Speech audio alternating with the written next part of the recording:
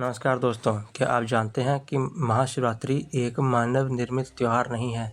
अगर ये केवल एक मानव निर्मित त्यौहार होती तो ये परंपरा समय के साथ समाप्त हो जाती। जो परंपरा सहस्त्राब्दियों तक जीवित रहती है वह किसी सामाजिक अनुबंध का परिणाम नहीं होती। वह मनुष्य की चेतना की आंतरिक संरचना से मेल खाने वाला सत्य होती है। ये वह रात है जब प्रकृति स्वयं मनुष्य को भीतर की ओर मोड़ देती है। अगर तुम इस रात जागे रहो तो तुम पूजा नहीं कर रहे हो, तुम चेतना के मूल स्रोत को छूने का प्रयास कर रहे हो। समय नगरों को मिटा देता है, सभ्यताएं स्मृति बन जाती हैं, भाषाएं मौन में विलीन हो जाती हैं, राज्य देवता विचारधाराएं सब इतिहास की परतों में दब जाते हैं। पर जो सत्य मनुष्य के भीतर प्रत्यक्ष घटित होता है, जो अनुभव शब्दों से नहीं बल्कि अस्तित्व से जाना जाता है, उसे समय भी नष्ट नहीं कर सकता। महाशिवरात्रि ऐसा ही सत्य है, एक आंतरिक विज्ञान जिसे हर युग में वही व्यक्ति पुनः खोज सकता है जो स्वयं को देखने का साहस रखता है। दिन में चेतना बहिर्मुखी होती है, इंद्रियां विषयों की ओर दौड़ती हैं, मन निर्णय करता है, प्रतिक्रिया देता है, तुलना करता है, अहंकार को निरंतर पुष्टि मिलती रहती है। मैं हूँ, मैं कर रहा हूँ, मैं बन रहा हूँ। ये करने की अवस्था है, अस्तित्व की नहीं, प्रक्रिया है। रात्रि में ये प्रवाह पलटने लगता है, शरीर की गति मंद होती है, इंद्रियां अपनी पकड़ छोड़ने लगती हैं, मन का तनाव ढीला पड़ता है, विचारों के बीच रिक्त स्थान उभरने लगता है, चेतना होने की ओर लौटती है। सनातन ऋषियों ने देखा कि अंधकार में चेतना अलग तरह से व्यवहार करती है। रात होते ही बाहरी ध्वनियाँ कम हो जाती हैं, दृष्टि की शक्ति निष्क्रिय हो जाती है, मस्तिष्क का सर्वाइवल सिस्टम धीमा पड़ जाता है। यही कारण है कि मन की चंचलता कम होती है, विचारों के बीच का अंतराल बढ़ता है, साक्षी भाव स्वतः उभरने लगता है। योग इसे प्रत्याहार कहता है, इंद्रियों का स्वतः भीतर की ओर लौट जाना। आधुनिक विज्ञान इसे न्यूरल नॉइस रिडक्शन, बीटा से थीटा स्टेट्स में शिफ्ट और इंक्रीज्ड इंटरनल कोहेरेंस कहता है। सनातन इसे हजारों वर्षों पहले ही जान चुका था। यह सामान्य रात्रि से भी आगे की स्थिति है। इस रात पृथ्वी की धुरी, चंद्रमा और सूर्य का गुरुत्वीय प्रभाव शरीर की जैविक लय और चेतना को ग्रहणशीलता की ओर दिशा में संरक्षित हो जाती है। जिस संरक्षण में प्रयास की आवश्यकता नहीं होती, जो सामान्य दिनों में कठिन साधना से होता है और इस रात्रि सहज हो जाता है। सनातन ज्योतिष और योग दोनों ही मानते हैं कि महाशिवरात्रि पर मेरुदंड अधिक संवेदनशील होता है, ऊर्जा ऊपर की ओर प्रवाहित होने लगती है। इसे ऊर्ध्वगमन की रात्रि कहा गया है। महा का अर्थ बड़ा नहीं, यहाँ माप विफल हो जाए, यहाँ तुलना अर्थ खो दे, यहाँ आरंभ और अंत का बोध टूट जाए। मन का मूल आदत है कि विभाजन करना, मैं और तुम, अंदर और बाहर, देखने वाला और देखा गया। जब तक ये विभाजित जीवित है तब तक शिव असंभव है। महा वह अवस्था है जहाँ विभाजन स्वयं थक कर ढह जाता है, ना किसी प्रयास से, ना किसी संघर्ष से। शिव कोई लक्ष्य नहीं कि पहुंचा जाए, शिव वह भूमि है जिस पर तुम पहले से ही खड़े हो। समस्या ये नहीं कि शिव दूर है, समस्या ये है कि तुम बहुत पास के शोर में उलझे हुए हो। शिव कोई वस्तु नहीं, कोई ऊर्जा नहीं, कोई शक्ति नहीं, कोई आकृति नहीं। शिव वह है जिसमें कोई निश्चितता नहीं है और इसलिए सब कुछ संभव है। स्थाणु, अचल, अकर्ता, जो करता नहीं, साक्षी, जो केवल देखता है। शून्य को लोग रिक्तता समझते हैं। योग में शून्य का अर्थ है असीम संभवता। यहाँ कुछ भी स्थिर नहीं है, वही सृजन जन्म लेता है। जिस क्षण चेतना रूप रहित रहती है वही शिव है।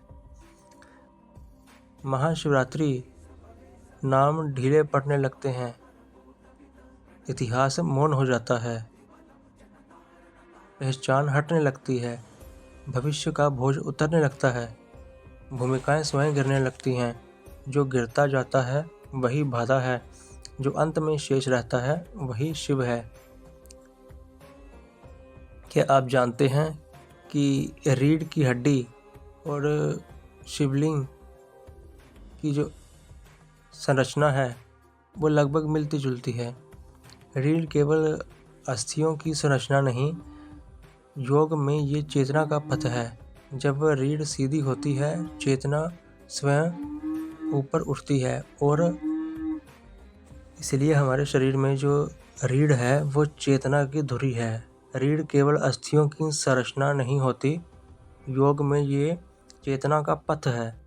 जब रीढ़ सीधी होती है चेतना स्वतः ऊपर उठती है, कोई प्रयास नहीं करना पड़ता, इसलिए शिव गतिहीन है। इसीलिए शिवलिंग सीधा है।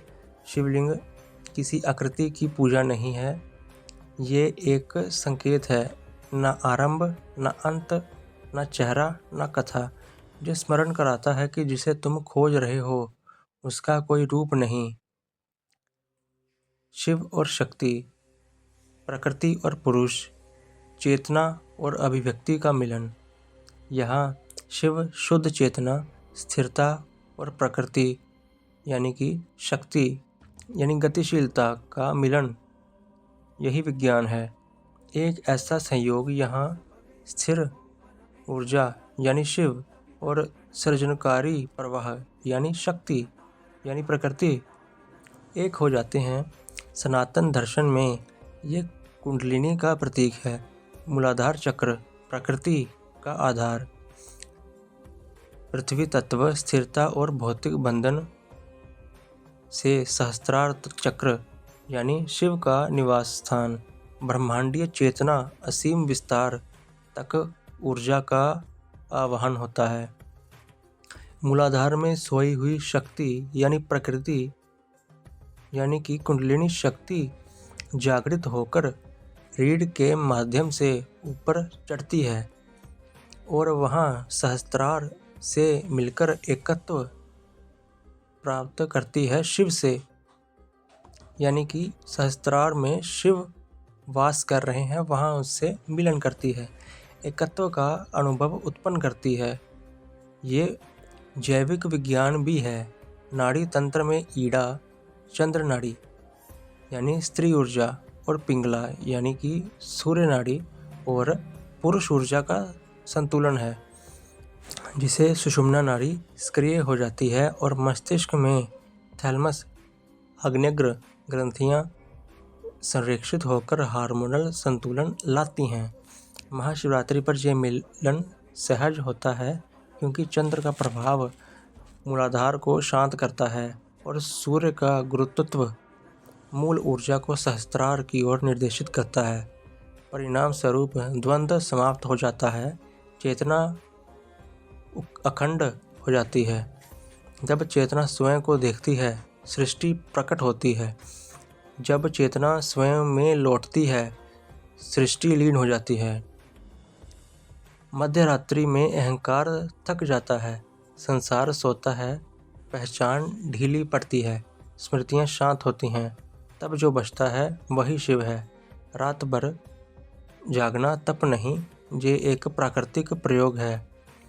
अधिकार, इस दिन ओम को जपने का अपना ही एक विशेष लाभ है। ओम कोई शब्द नहीं, ओम चेतना का कंपन है। जब ओम का जप होता है श्वास लंबी होती है, नाड़ी तंत्र संतुलित होता है, मन स्वयं घुल जाता है। व्रत नैतिक अनुशासन नहीं, मौलिक और चेतनात्मक शुद्धि है। भारी भोजन चेतना को नीचे खींचता है और हल्कापन उसे ऊपर उठने देता है। महाशिवरात्रि पर तुम शिव को पाने नहीं जाते, तुम वह सब छोड़ जाते हो जो शिव नहीं है। महाशिवरात्रि पर तुम कुछ पाने नहीं जाते, तुम वह सब सब छोड़ने जाते हो जो है शिव नहीं है। नाम, रूप, पहचान, विचार, शरीर, मन, साधक की भूमिका सब घिर जाता है। जब सब घिर जाता है तब जो शेष रहता है वही शिव है। तुम शरीर नहीं हो, तुम मन नहीं हो, तुम साधक भी नहीं हो, तुम वह हो जो शरीर, मन और साधना को देख रहा है, और वही शिव है। जिस क्षण तुम कुछ बनने की आकांक्षा छोड़ देते हो, कुछ साबित करने की आवश्यकता छोड़ देते हो, उसी क्षण दृष्टि बदल जाती है, और दृष्टि बदलते ही जो साधारण था वही दिव्य हो जाता है। अगर आपको ये वीडियो पसंद आया हो तो कृपया लाइक करें, शेयर करें, अपने विचारों को कमेंट में प्रकट करें और सब्सक्राइब करें, ताकि हम आगे आने वाली आध्यात्मिक ज्ञान की यात्रा में मिलकर आगे बढ़ सकें। धन्यवाद।